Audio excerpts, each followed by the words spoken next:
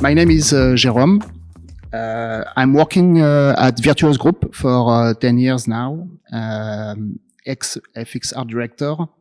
I'm now in charge of overviewing the procedural solution for game. We try to implement any rule-based automation strategy to save time and tackle large environment creation. While developing tools for open world creation, we realized that one of the most challenging tasks was to deal with convincing rock formation. So rock formation can take so many various shapes that sometimes even picture from a far country on Earth may seem like an alien landscape.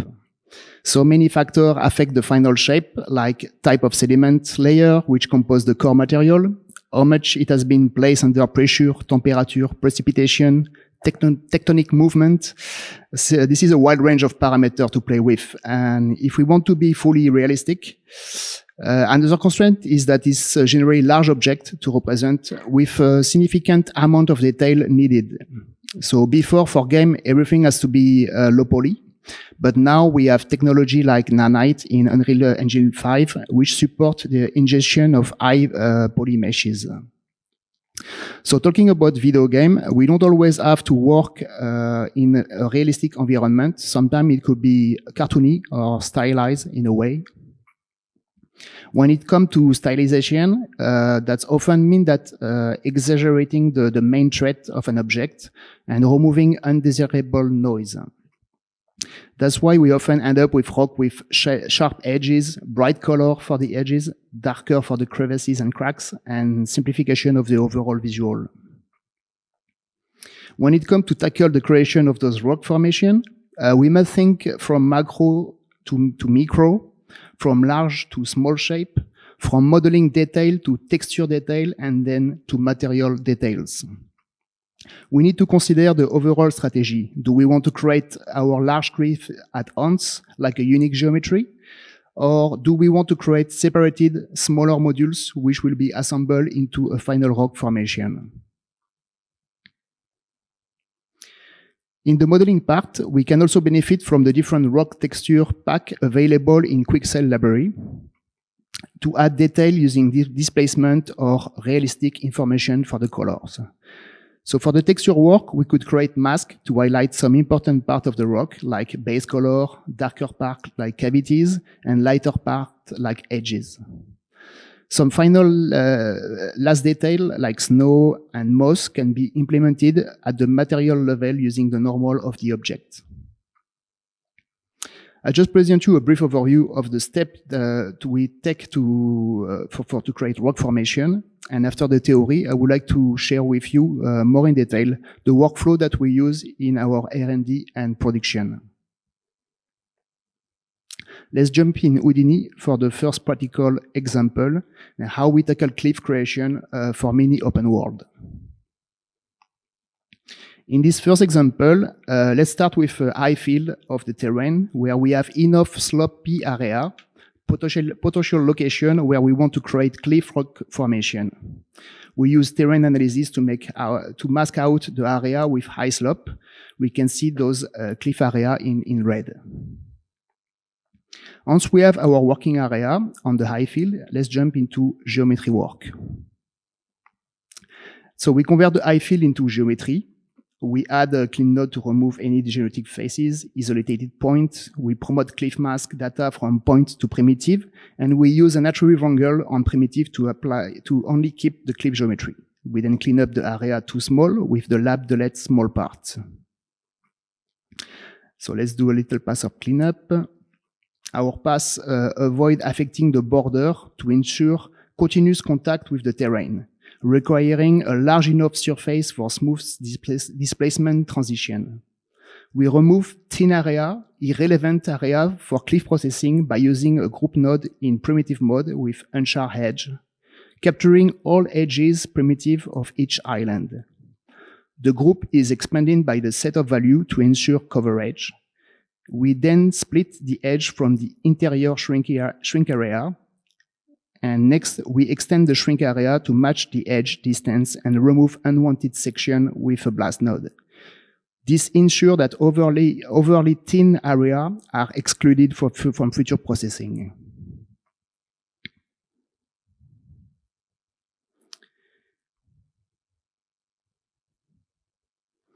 To reduce computation, we focus on a smaller area by partitioning the terrain using a grid as input point for Voronoi factoring. The $CEL_PT attribute identify each partition, and in this example, I manually blast a small section to speed up the next step.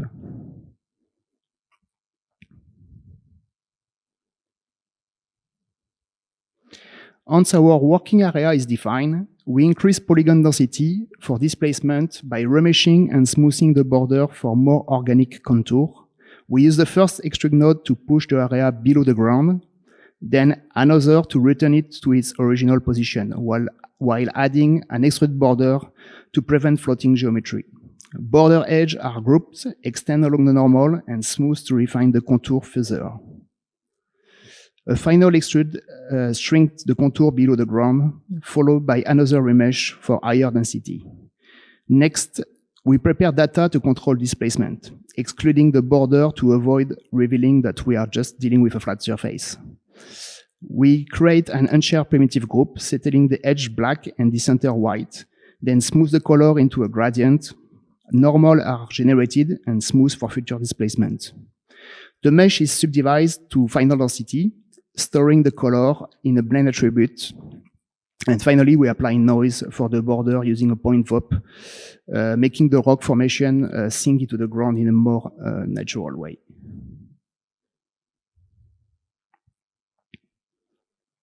So it's the moment to talk about our favorite node, the awesome Triplanar.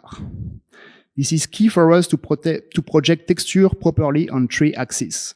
We start from the lab Triplanar and we adapt it for our needs, working for game in Unreal and using the texture library from Megascan with their specific naming convention.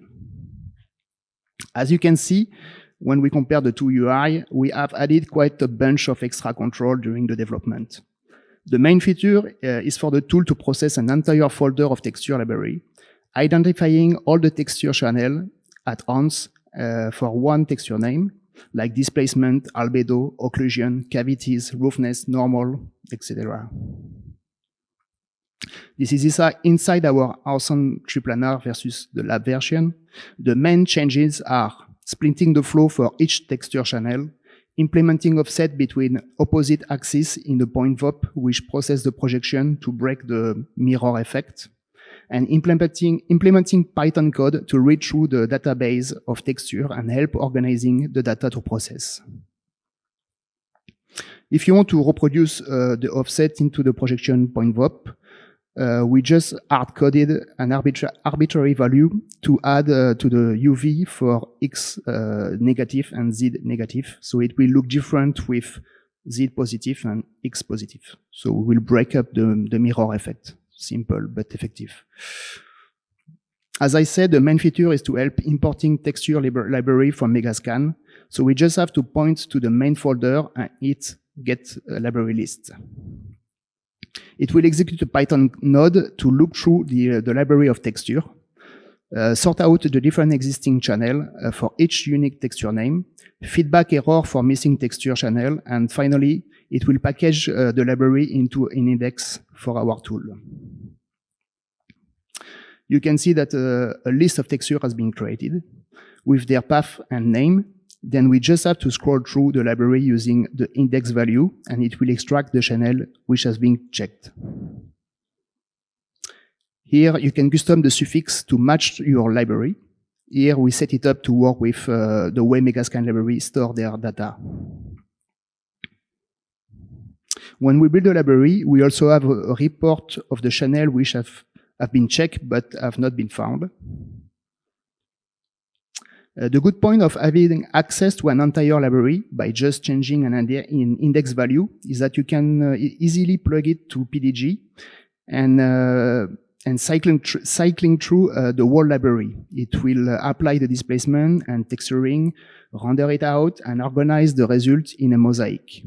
Let it run on the farm, and you can create a convenient document to review and pick the texture you want to work with. Let's come back to the scene to see how we use our Triplanar node. We actually use it to carve out the main detail of the rock formation, combining different levels of displacement. We combine two nodes with the same texture, one with and one without, including the y-axis. Then we use an attribute wrangler to blend between the two results using lerp function. Once we have the overall structure, we smooth the normal and apply another triplanar to add finer detail with less displacement. During the preparation of our island, we create this gradient on the border and store it as a blend attribute. As we also store the rest attribute before displacement, we will use a simple point VOP to blend the border of each island to its rest position to make sure we keep the contact with the landscape.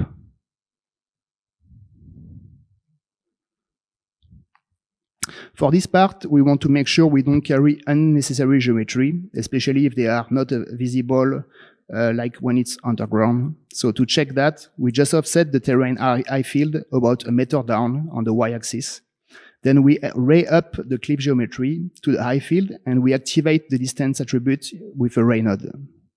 Any point with as move a little bit will be blasted away. We also do another pass of cleanup to make sure no cliff polygon are outside of the initial boundary of the HIVE field. And we just group by the bounded box of the HIVE field, and we only keep what is inside.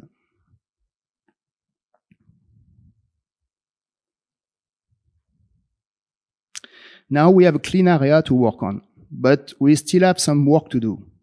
Right now, the area of strong displacement have their polygon very stretched.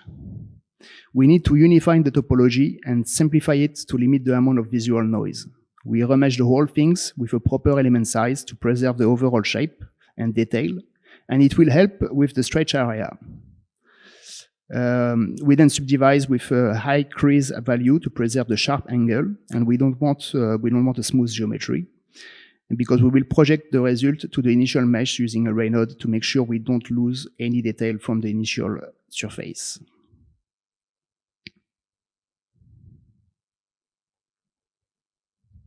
As we are aiming to a certain sort of stylization for our cliff, we did apply a mesh sharpen node to accentuate the angle and shapes. We apply it twice, making sure we recompute the normal in between. It's really help to simplify the shape language of our object.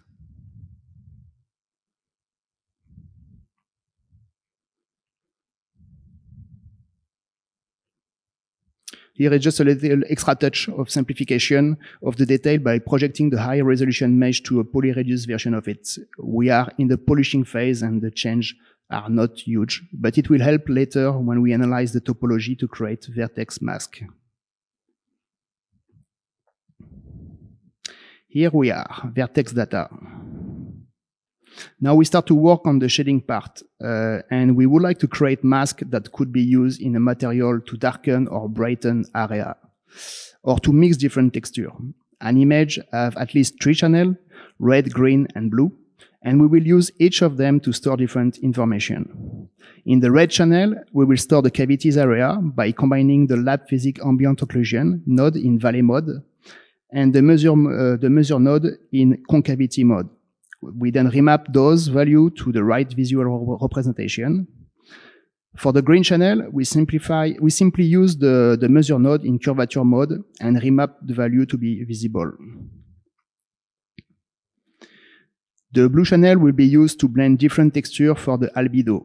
We will use the lab physical ambient again in dirt buildup mode.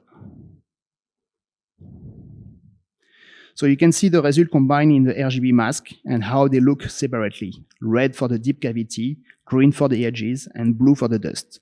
Some sort of large cavities to blend different rock texture or affecting the roughness of the material.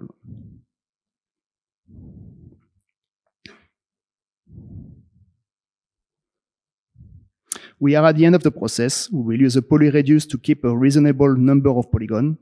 We use a cleanup node, remove unnecessary attribute, and group or group, and our cliff geometry is ready for export.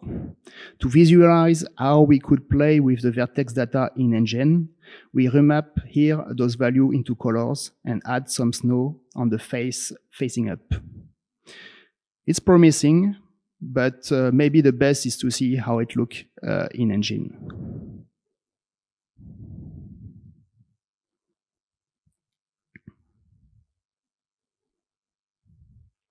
We have imported our geometry in engine, did a bit of shading work, implementing snow buildup.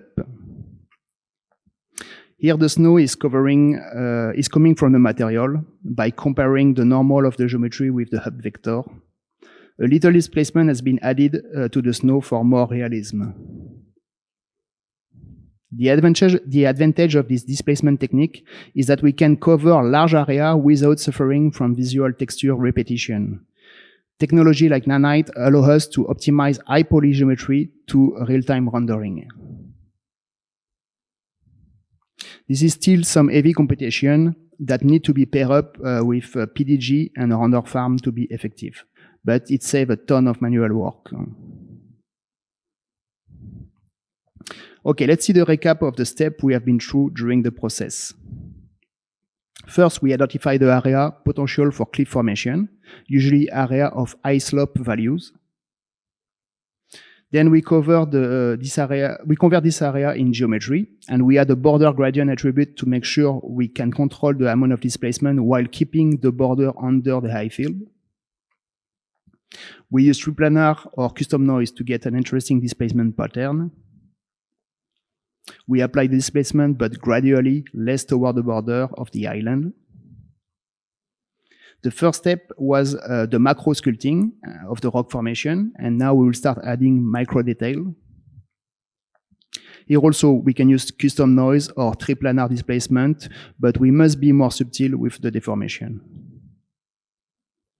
To prepare for the shading, we can run a couple of geometry analysis nodes to extract information like cavities, edges, texture blend, and our geometry is ready for export.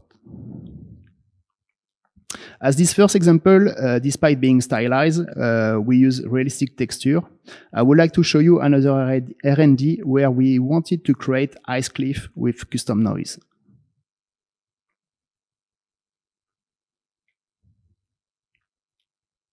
Let's start with the classic high field, and we create a simple playground with plateau. We generate the mask for cliff area on high slope angle. When we convert the high field in geometry, we delete all geometry which are not cliff, and we delete eventual small part with the delete small part. We subdivide to have enough polygon density. We create the gradient on the border to later neutralize the displacement in those areas, as we did with the previous example.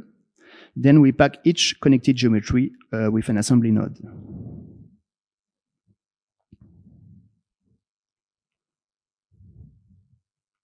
We will use a for each primitives loop to process each packet geometry. Inside, we unpack the geometry. We create an attribute count, which is basically the sum of all vertex of one geometry. It will help us later to apply less displacement to smaller area. We smooth the color to get a nice gradient using the constraint group boundary feature to make sure the edge stay white. Then we subdivide and store the rest position. Now we split the flow in two parts. On the main part, we squeeze a bit the geometry on the y-axis, as we want the texture to be stretched later when we are back in rest position. And on the other branch, we measure the curvature. We transform it into a color ramp to detect where the displacement should be minimized to avoid self-penetration. Here we split the flow again. One to keep the current color into info to reduce the displacement, and another one where we will create a new color for displacement. Here we use the tricks to stretch the texture in an organic way using a smooth node on the position. The geometry will shrink to create thin stripe, which will stretch the texture when we will revert it to the rest position. We use a point VOP to create our displacement color. First, we add a noise to the position value, so it will create wiggly effect on the future pattern. Then we use noise to extract the cell ID Adding this value to the position will create some offset when plugged into the Worley noise. It will discontinue the rock pattern here and there, creating clusters at different heights. As our texture is a bit harsh in contrast, we add a little smooth on the color attribute. We use an attribute angle to come back to the res position. You can see how the pattern stretch along the slope. And we update the normal. Now we use a point VOP to process the displacement. Basically, we just multiply the normal by the noise pattern minus the border attribute.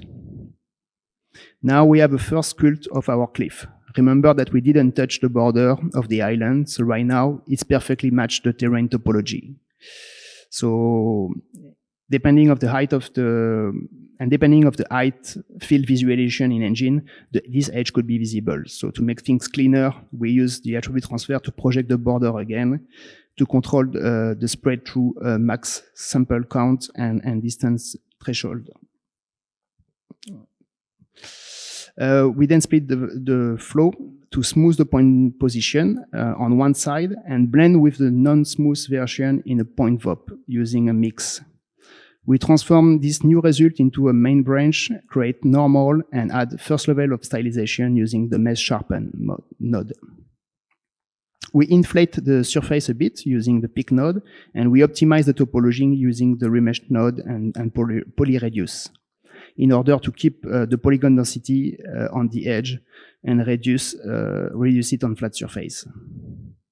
We use another mesh sharpen node to make the edge more pronounced, and we update the normal, and that's pretty it for the mid-resolution cliff. The following nodes are just for color mask for pre-visualization, and it will be refined for the high-resolution phase. So this is how this stage looks like. Yeah, this is how this stage looks like with the high field of the terrain. Quite interesting already. Now let's jump to the high resolution phase and polish our visual a bit more.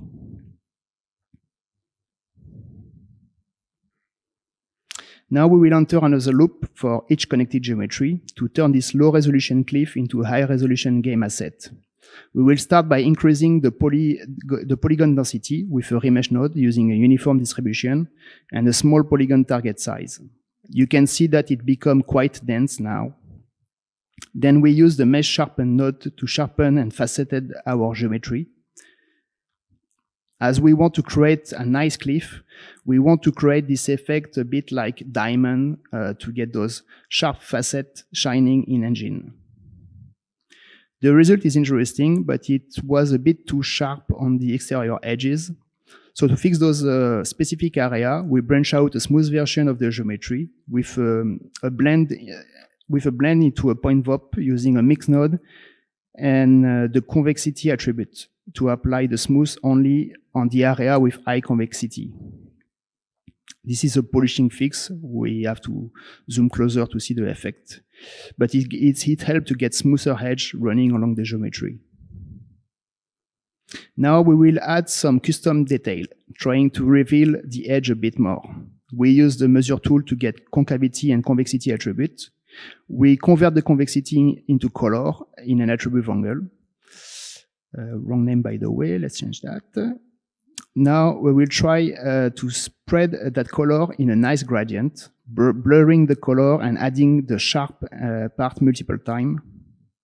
The goal is to create a smooth gradient pattern which preserves the sharp edges so we can push along the normal to the rest of the geometry to accentuate the cavities.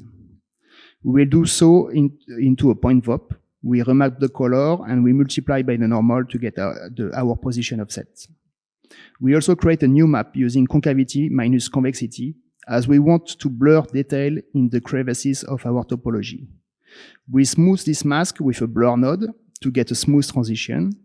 Then we use it to blend sharp and smooth version of the mesh using a LERP function in an attribute wrangler.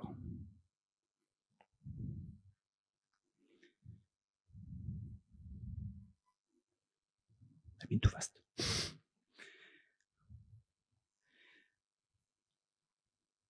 So this is the smooth version, and then after we have a combination of smooth and sharp. This gives us a better distribution of the detail. I would like to share with you useful tricks that I learned from Fabrizio Chamon to solve interpolation when you manipulate your geometry. This is the case where we have been too strong with our displacement and some faces start to show up from the opposite side, the area that you can see in blue. By the way, this method is made for watertight geometry. That's why we use polyfill and polyextrude node to temporarily give some thickness to our object. The concept is to shoot a ray in the opposite direction of the normal and see if it hits something. Any regular primitive will shoot to the interior of the geometry, but for our faces that are showing up in blue, they will shoot to the outside and will not hit anything. So we use a function intersect in an attribute wrangler with a little offset in negative normal for the origin point to make sure it didn't hit himself. And we give the direction, the normal, and the length to look for intersection. So we use a negative of the normal multiplied by 10 in this example. Then it will be, then if the primitive don't hit anything, it will be placed into a group. We use this group expand node to expand this group further to have room to the for the smooth, which we utilize right after onto that group. You can see in close-up how this step is fixing those annoying flipped face. Now we can move to the shading part. We update the normal first, apply a base color for visualization, a sort of dark blue in our case. We use the mask by feature node to extract the ambient occlusion. We rename it exposure in our case. Then with a measure node, using the method tensor integral, we store the convexity and concavity attributes. And we cook everything in an attribute wrangle, manipulating the base color. So we darken using concavity, we multiply by the ambient occlusion, and we add the convexity. This is it. Our geometry is ready with a custom design of ice cliff procedurally made. So let's see how it looks like in engine. So here is the result of our cliff in Unreal Engine 5. We did a bit of material work to get proper translucency and reflection. You can see that nanite managed very well this high polygon density, and which allow the player to look at all the detail in close-up. As you can see, this is a valid solution to manage this type of rock or ice formation at destination of game engine. If you are not comfortable playing with noise to create your displacement pattern, it exists some amazing stylized displacement texture which can be combined with triplanar displacement to achieve some very cool results. Okay, we have been through two examples of cliff generation, targeting nanite technology to load heavy polygon. But we have another approach, more optimized, working with instance of module. It allows you to cover large surface with just a handful of unique meshes. Here also, we will work from defining the large shape first before entering the detail. So this is the type of rock module we will be working on. The RGB color visible on the surface are vertex information of different surface information. So let's start with some disk where we will scatter points to copy some simple primitive. We sort those points from their distance from the center, and it will allow us to control the size of the primitive between the core and the periphery, and add some random rotation. So the object we copy have a slight pyramidal shape. So we orient the pointy part to the center. If they are above or below the center, they will point downward or upward. This technique gave us a good starting shape for further refinement. So let's add a bit of detail. Now we will look through each primitive and start cutting the corner to round the shape. We use the match size node to conform the shape into a 1x1 cube in the center of the world. It allows us to conform our setting, however the size and position of our object. We scatter point on the surface of our object and one point in the center, and use them in a Voronoi fracturing. as the piece on the periphery will be smaller than the one in the center, we use a lab delete tool, lab delete small part tool to remove them and just keep the center piece. We use a transform by attribute to apply the transform back into its original position. And we repeat the same process. We scatter point, we Voronoi it, and we keep the center. We use a match size to bring back the modified rock to this original position. So let's compute all the elements to see how it looks like. Okay, it gives us a better shape with some sharp cut on the edges.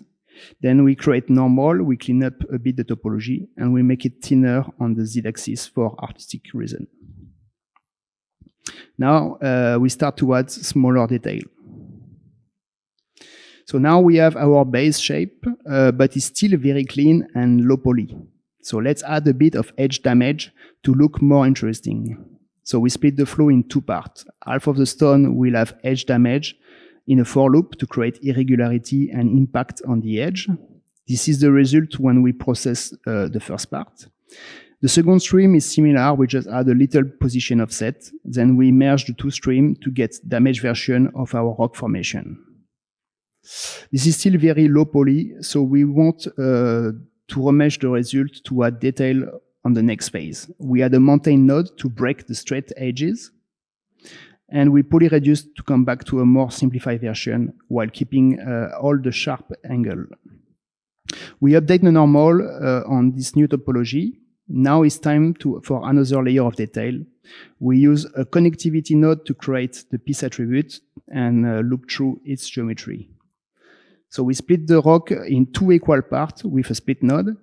On the first stream, we will use a match size to work on the same dimension for all rock. We use the divine node to triangulate our geometry. And then we use the RBD material fracture node in concrete material type. You can see that it split our rock into three chunks with interior faces. Then we transfer the X-form attribute from upstream in order to reposition our rock in the original placement with a transform by attribute node. For the second pass stream, for each rock, we will also match size to work with all rock in the same position and scale. We store the position with a rest node and we apply noise to the surface with a point VOP. Then we clip the upper and lower part. You can see that this creates a straight line. That's why we store the position in rest and add noise. Because now that we revert to rest position, the cut gets some noise and look more organic. We use a polyfill to fill up the hole and create a watertight geometry. We add damage on the edges and remesh the geometry to get a uniform distribution of polygon. Then we add a mountain node to create a bit more irregularities. The poly reduce to come back to the reasonable number of polygons. We scale a bit on the z-axis for the crack to be visible. And we match the position of the original rock. Now we can see the result of all the rock which has been cut. It's time to merge our rock with fracture and the other stream of rock and their truncated version. We have now introduced some crack in our rock formation.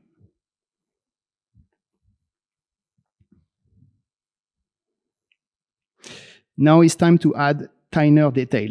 So we update the normal. We use a connectivity node to tag each connected geometry and treat them as individual in a for loop. First, we match the size to fit one unique cube. We fuse the point too close to each other. First, we match the size to fit a one unit cube. We fuse the point too close from each other. We apply the edge damage to our geometry in order that the crack we created previously will start to be visible. So let's put back the rock to its original position and let's see the result of all rock. You can see how this pass revealed the crack, and we have now a rock formation full of detail while still low poly. We now use the divine node to triangulate our geometry. We update the normal, we clean up with a clean node, and we use a bevel node to accentuate all edges.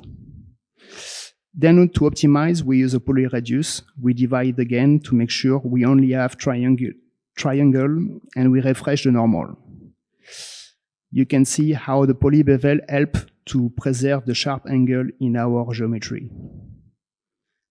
Now it's time to unify everything in one single watertight mesh. To get rid of the crack running through the inside of the geometry, we want to create a low poly version of the silhouette within the main shape. So for that, we use a remesh grid node with the surface type in closed volume with a high division number. So it will create a low resolution of our object, but shrink compared to the initial input. So now we use a Boolean in union mode, and all those individual geometry, it will create an outside shell which contain all the detail, and our inside shape optimize the crack representation within the geometry. So we use the delete small part node in case we still have some floating degenerating geometry to remove. Then a cleanup to final check, and a polyfill to make sure we end up with a water type geometry. So now we are ready for the shading part.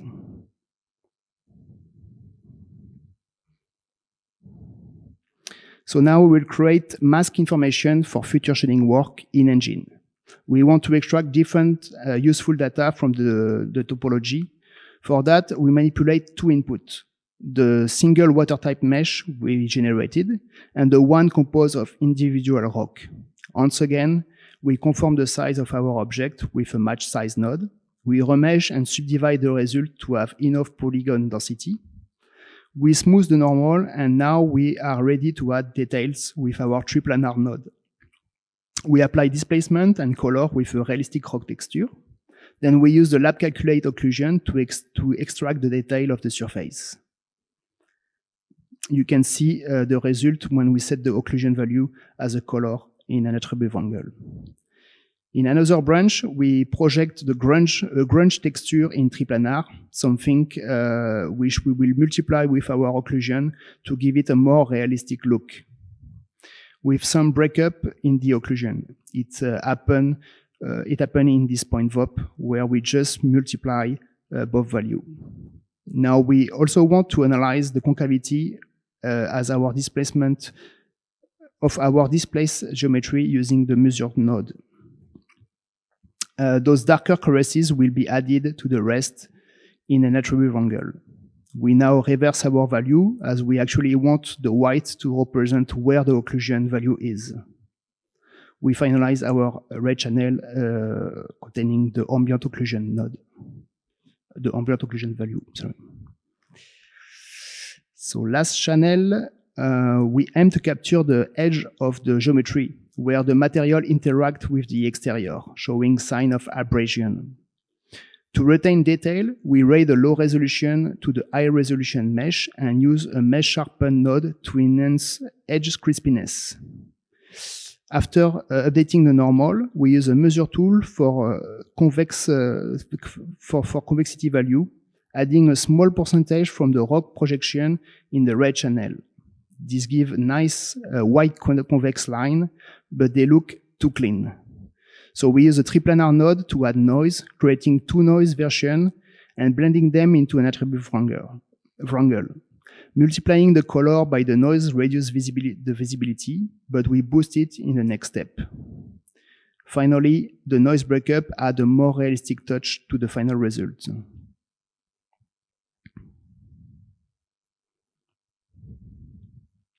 Let's have a look at our last channel, the blue. Now I will show you why we keep working with the version with each individual rock. Our handmade reference shows discontinuous dirt texture between rock, enhancing shape differentiation and avoiding a wallpaper effect. So we Boolean the geometry in union mode. It will just keep the outer shell of the geometry. We use an exploded view node to have each cell apart from each other. And we use a point VOP to compare the distance between before and after exploding view and record that as an offset attribute. Now we transfer this offset attribute to our single water type mesh. We store the current position as a rest position, and we apply the offset using a point wrangle.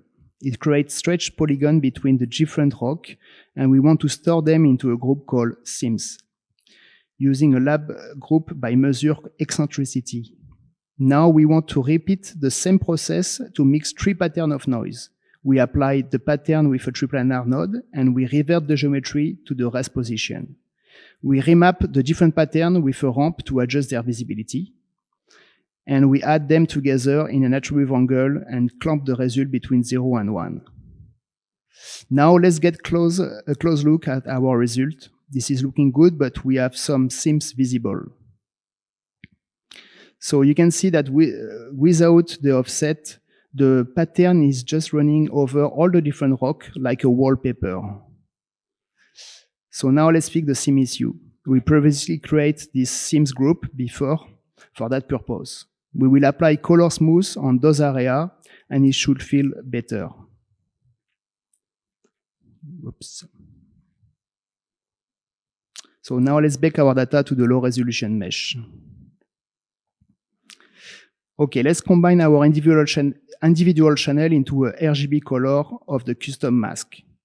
So we do a couple of cleaning operations and making sure both low and high resolution topology are aligned. This is all good for us. Now we want to bake the information as a map using a low resolution mesh and its UV. We use UV flatten and UV layouts to get a nice layout of our UV shells. With the texel density node, we make sure that density is conform across the surface of our object. And we use the divine node to triangulate our object. Then we transform our low and high resolution to be oriented in the same axis. We are ready to do the map baking. For this step, we did nothing fancy. The node worked very well. You specify the path of the low and high resolution geometry, the resolution of your output texture, the path and name, and this is it. Naturally, you can specify which channel you want to bake out, and even specify a custom channel as we did. Hit render, and you get your map. The good things with Houdini is that once you create a rock setup, you can pair it up with PDG to generate variation for you. You can capture different stages of your workflow, add annotation, and all sorts of useful information you need. You can composite multiple results onto a sprite sheet to create very useful document. It can help the manager or the client to pick the generation they like. Here we want to understand the different stage of modification and their impact. So this kind of sprite sheet is very useful to get a broad overview of the process and better understanding to understand what to improve. Following a similar pipeline, we can achieve variation of different style, all compute on the farm in background and offering a range of options to choose from.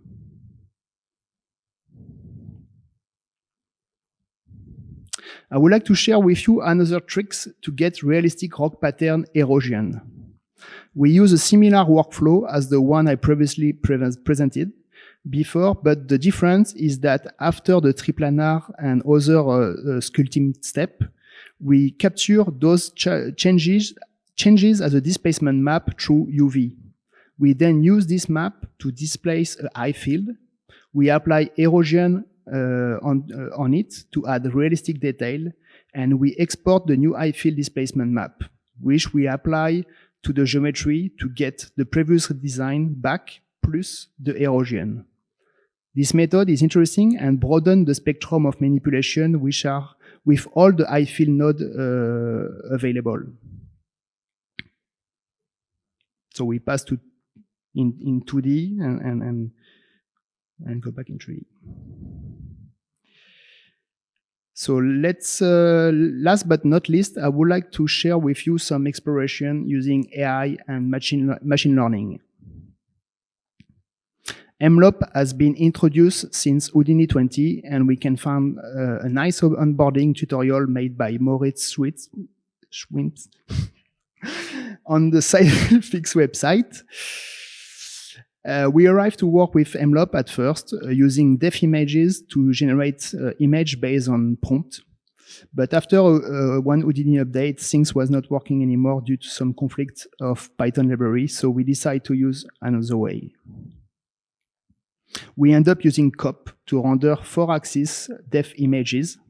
Then we use Python node to call two AI models, Stable Diffusion Tree and ControlNet Def Model for Stable Diffusion Tree. The ControlNet model is the one that reads the def image. Then it tells Stable Diffusion model to generate the color image based on the def image. Then we use the COP again to project the color image back to the mesh. As you can see, we did that for rock as well, but we was interested to get the displacement information of the image. So we create a COP workflow to turn color image into displacement using a series of blur and contrast operation. It's not perfect yet, but produce decent results. We also face difficulties with the delighting of the image, as Stable Diffusion produce lit images. Here also, we plan to implement a delighting tool to improve the albedo pass. You may think, why don't we use AI to create def out of an image? We have tried some model available, but the result was not satisfying. It was made for card navigation and lack of accuracy. So let me show you a quick overview of the overall process in Houdini. So we start by importing our simple rock in COP network. We render out the depth of the geometry from 4 different angles. We use the mosaic node to assemble those 4 renders into one image. It will be our input for ControlNet Def Model for Stable Diffusion Tree. We input the prompt in the Python node, and a few seconds later, we get our results.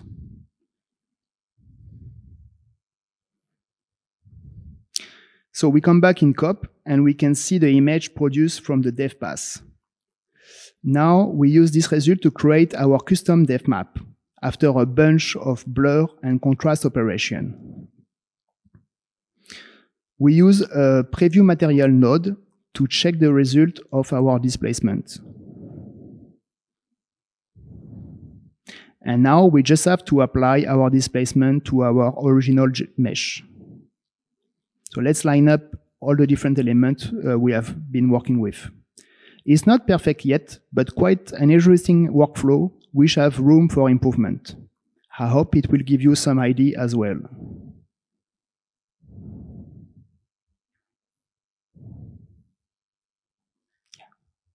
This is the end of the presentation about rock creation. You saw that Houdini don't lack of tools to tackle the problem, from creating an interesting topology to generating masks for material, and now incorporating AI into the mix. So I hope it gave you some idea to implement in your own production. I would like to share a big thanks to the TD who helped me running those R&D and work in production. Thank you for your attention and interest in the work we are doing at Virtuos. I hope you enjoy it, and please don't hesitate if you have any question, if you have. Thank you.